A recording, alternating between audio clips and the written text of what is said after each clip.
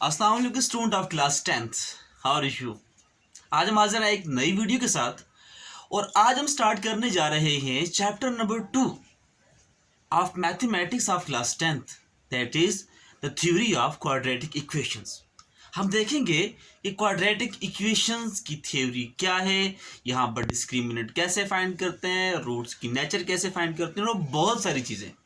तो आज हम स्टार्ट लेते हैं डिस्क्रिमिनेंट क्या होता है। What is discriminant of a quadratic equation? Discriminant of quadratic equation क्या है, इसको हम इससे नेचर ऑफ रूट्स कैसे फाइंड करेंगे, इस सबको हम स्टार्ट करते हैं। हमें पता है क्वाड्रेटिक फॉर्मूला हमने पढ़ा था, एंड इन क्वाड्रेटिक फॉर्मूला हमने पढ़ा था minus B plus minus square root B square minus 4ac over 2a, right. हमने ये क्वाड्रेटिक फॉर्मूला पढ़ा था। अब इसी क्वाड्रेटिक फॉर्मूला का एक पार्ट है, वो पार्ट क्या है आपके पास? द पार्ट इज दिस,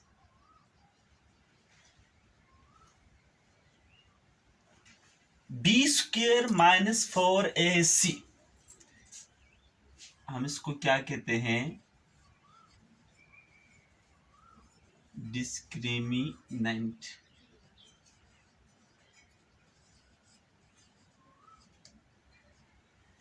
इसको हम क्या कहते हैं? डिस्क्रिमिनेंट कहते हैं। क्या मतलब?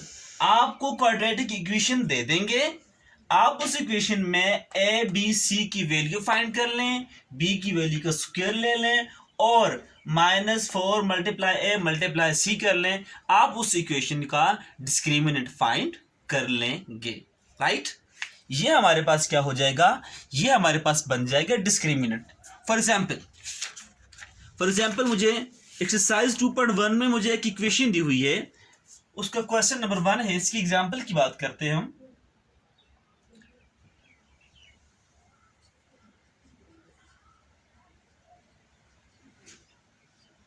मुझे एक इक्वेशन दी है X square minus 4x plus 13 is equal to 0। कहते हैं find the discriminant of the following quadratic equation. हमने इसका डिस्क्रिमिनेंट फाइंड करना है, and we know that discriminant is this B square minus 4ac, right. अब हमें क्या चाहिए? A B C. इस इक्वेशन से हमें पता है कि एक्स स्क्वायर का कोफिशिएंट ए होता है, so A is equal to 1, and x का कोफिशिएंट क्या होता है? B, that B is equal to -4, and third जो हमारे पास लास्ट नंबर होता है वो क्या होता है? वो सी होता है, और सी इज इक्वल टू यहाँ पर 13 है। सी क्या है? 13। नाउ डिस्क्रिमिनेंट क्या होता है?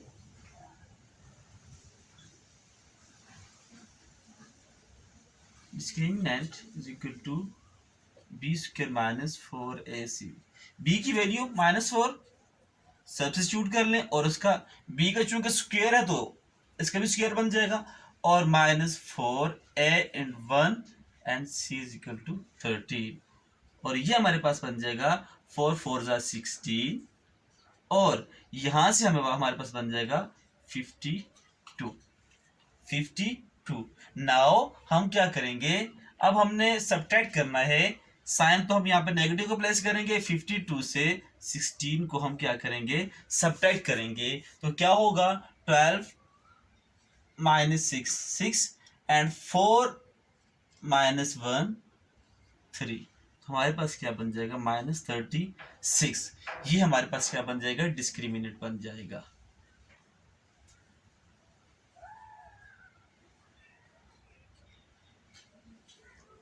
ये हमारे पास क्या बन जाएगा? डिस्क्रिमिनेंट बन जाएगा, राइट। सो ये तो हमारे पास था डिस्क्रिमिनेंट कैसे फाइंड करते हैं। इसके बाद 2 मजीद क्वेश्चंस हैं, आप उनके डिस्क्रिमिनेंट आप फाइंड कर सकते हैं।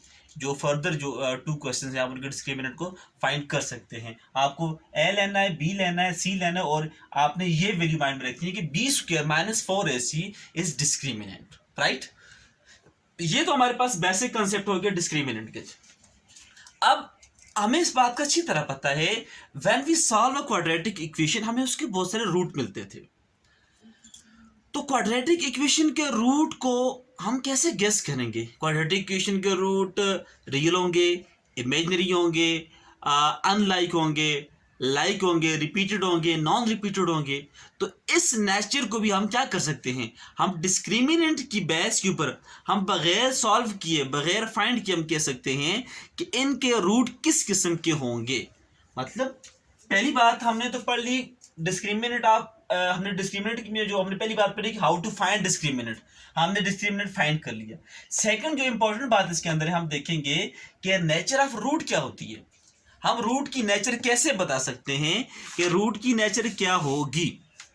अब यहां पर वो जो इंपॉर्टेंट बात थी, पहली बात तो हमने डिस्क्रिमिनेंट कैलकुलेशन पढ़ ली। सेकंड हम बात पढ़ेंगे अब हम पढ़ेंगे nature of roots.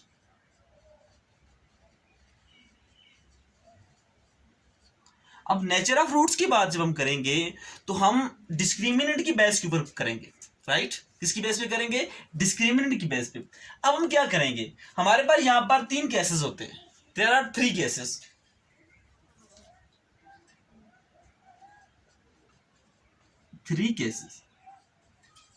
Three cases में फर्स्ट केस हमारे पास ये होता है कि if B square minus 4ac is greater than 0। Greater than 0 का मतलब ये होता है कि अगर आपने बी स्क्वायर माइनस 4ac किसी इक्वेशन से फाइंड किया तो आपको उसकी वैल्यू पॉजिटिव मिली। Greater than 0 mean positive. तो अब क्या कहते हैं, उसके रूट्स कैसे होंगे? कहता है कि उसके रूट्स जो हैं they will be unequal and real. इसके रूट्स क्या होंगे? अनइक्वल एंड रियल होंगे। और इसी तरह हमारे क्या होंगे, पहली बात क्या कहता है कि अनइक्वल एंड रियल इसके होंगे। इसके नेचर ऑफ रूट क्या होगी? पहली बात क्या करता है, अनइक्वल एंड रियल रूट्स। और ये बात अगेन रिपीट कर दूं, रूट्स का मतलब क्या है? जब इक्वेशन सॉल्व करते हैं जो लास्ट में सॉल्यूशन बनता है, क्वाड्रेटिक इक्वेशन के 2 सॉल्यूशन बनते हैं, इट्स मीन 2 रूट्स इसके बनते हैं। पहली बात ये करता है। और दूसरी बात, और ये उस केस में होगा कि जब आपके पास इसकी वैल्यू पॉजिटिव हो लेकिन परफेक्ट स्क्वायर ना हो, तो आपको क्या मिलेगा? अनइक्वल एंड रियल रूट्स आपको टोटली आपको ये मिलेगी जी। और दूसरी बात जो कहता है कि roots are rational if A B square minus 4ac is perfect square, otherwise they are irrational. अब क्या कहता है, मैं इसके साथ लिख लेता हूं अनइक्वल एंड रियल, और इसके बाद बात करता हूं इरेशनल। ठीक है, for non perfect square numbers,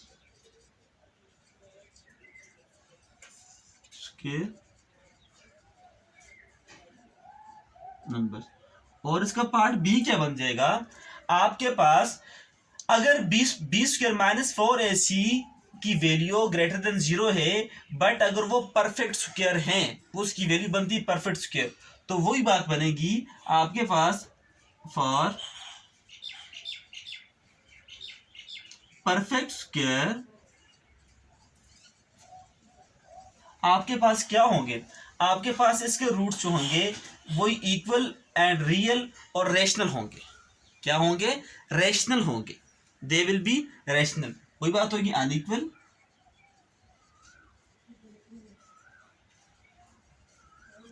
real and rational. पहली बात तो इस किस्म की हो जाएगी। सेकंड उसके बाद बात ये है नंबर 2 कि अगर आपके पास it is less equal to 0 तो क्या होगा? बल्कि मैं बात कर रहा हूं less than b square minus 4ac is less than 0। अगर बी स्क्वायर माइनस 4ac की वैल्यू लेस देन 0 हो, मीन नेगेटिव हो, तो क्या कहते हैं? इसके रूट्स जो होंगे वो unequal, roots are unequal and imaginary.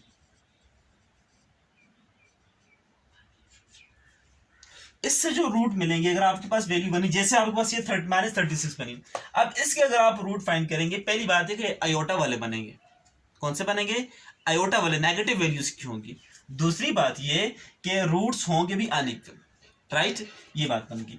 Third हम बात करते हैं, थर्ड और जो बात बनती है कि b square minus 4ac is equal to 0 हो, तो 0 में क्या होगा, तो रूट्स आर इक्वल,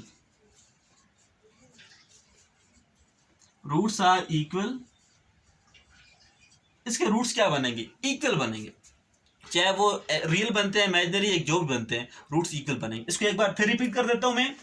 अगर आप तीन केसेस आपके पास होंगे, फर्स्ट केस में ये कि अगर रूट्स इसके, अगर बी स्क्वायर माइनस 4ac की वैल्यू ग्रेटर देन 0 है, ग्रेटर देन 0 की बात है, यहां पर भी टू केसेस बनेंगे।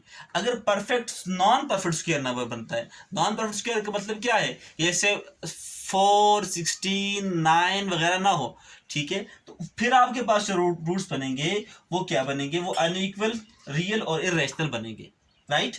और इसी तरह अगर परफेक्ट स्क्वायर रूट्स बने, आपके पास परफेक्ट स्क्वायर वैल्यूज की बनती है, तो इसके रूट अनइक्वल होंगे, रियल होंगे और रैशनल होंगे। और अगर लेस देन 0 होगा तो इसके रूट्स बनेंगे इमेजिनरी, क्या बनेंगे, इमेजिनरी बनेंगे। और थर्ड बात जो है कि अगर बी स्क्वायर माइनस 4ac की वैल्यू 0 की इक्वल हो तो रूट्स क्या होंगे, रूट्स आर इक्वल, रूट्स इसके इक्वल होंगे। जरा गौर कीजिएगा, देखते हैं। हमारे पास फर्स्ट एग्जांपल ये थी, अगर हम ये एग्जांपल जो हमने डिस्कस की, देखिए यहाँ पर डिस्क्रिमिनेंट की वैल्यू क्या है, नेगेटिव है, -36 है। इसका मतलब क्या है, इसके रूट्स हम क्या लिखेंगे, इसके रूट्स हम लिखेंगे, रूट्स आर, अगर हम इसके, हमसे कोई पूछे इसके नेचुरल रूट्स क्या होंगी, तो हम लिखेंगे roots are unequal and imaginary, क्या होंगे, इमेजिनरी होंगे। अब हम इसको वेरीफाई भी कर सकते हैं, हम इसको वेरीफाई कर सकते हैं कि वेरिफिकेशन इसकी कैसे हो सकती है। देखें आप ये कोऑर्डिनेट, अब इसकी वेरिफिकेशन भी कर लेते हैं हम साथ, चेक भी कर लेते हैं कि ये बात ठीक है या नहीं ठीक। देखते हैं, आपके पास ए बी ये वैल्यूज हैं, ये इसकी फैक्टराइजेशन नहीं हो सकती, तो आप क्या कर लें जी, आप फॉर्मूला यूज कर लें,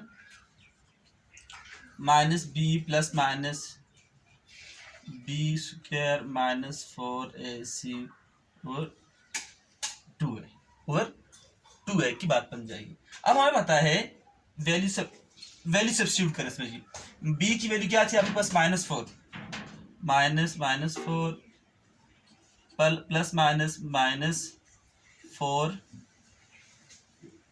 स्क्वायर -4 इंटू a1 और c क्या है 13 ओवर 2a। आप देख लेते हैं, माइनस माइनस +4 बन गया आपके पास, यहाँ से क्या बन जाएगा, यहाँ से जो अभी हमने कैलकुलेट किया है जी स्क्वायर -4ac -36 बन जाएगा और ओवर 2। अब देखें x is equal to -4 plus minus, अब -36 स्क्वायर रूट के अंदर है, तो हम इसको लिख सकते हैं डायरेक्ट, हम इसको 6 आयोटा लिख सकते हैं।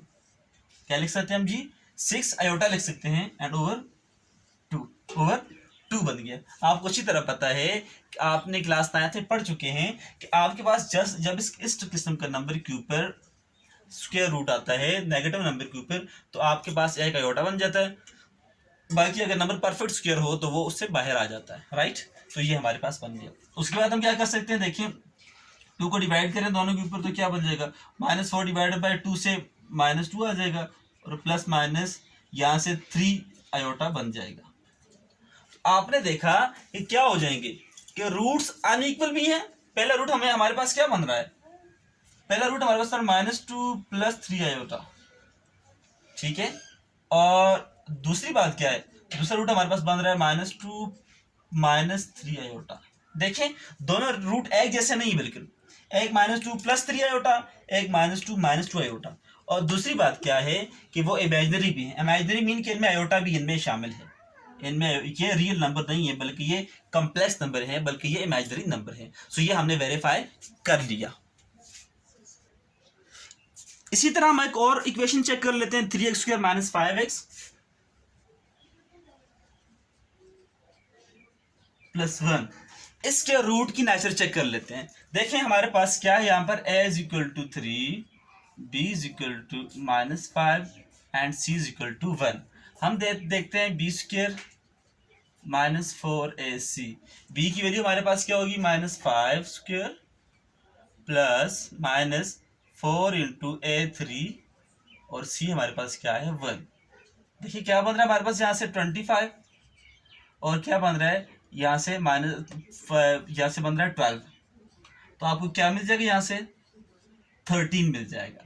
तो अब देखें डिस्क्रिमिनेंट की वैल्यू कितनी बन रही है, +13 बन रही है, +13 बन रही है। और आप ये बात भी देखें कि क्या है, ये परफेक्ट स्क्वायर नंबर है या नॉन परफेक्ट स्क्वायर नंबर है। तो आपके पास ये कंडीशन लगेगी, फिर आप क्या लिखेंगे, roots are unequal and real and irrational. Roots are unequal, real and irrational. Roots are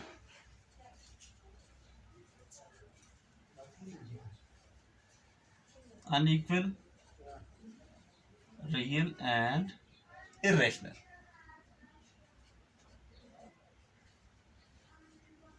irrational. So student हमने ये पढ़ लिया कि डिस्क्रिमिनेंट की बेस के ऊपर हम nature of roots of quadratic equation कैसे फाइंड कर सकते हैं। आप भी इस तरह की अपनी बुक से देखकर इक्वेशन लिखें और उनका डिस्क्रिमिनेंट फाइंड करें और फिर उस क्या करें, उसके बाद उसकी उस डिस्क्रिमिनेंट की नेचर भी फाइंड करें और उसको वेरीफाई भी करें कि आया ये इस तरह होता भी है या नहीं होता। सो आई होप आप समझ चुके होंगे। मिलते हैं नेक्स्ट वीडियो में, तब तक के लिए अल्लाह हाफिज़।